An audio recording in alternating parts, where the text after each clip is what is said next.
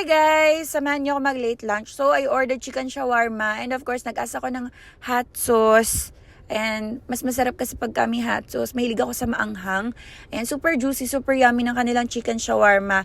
Shout out kay Rogers Baliwag, SM Baliwag, kay Fitz. Yung crew nila doon, super bait, super friendly, and accommodating.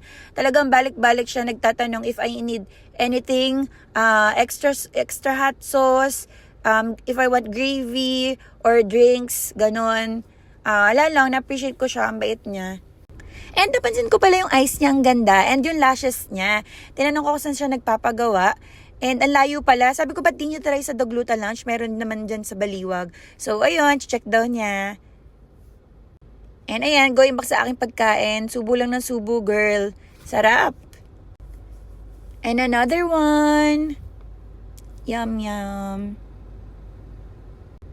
Oh, di ba nga? Pakit pa.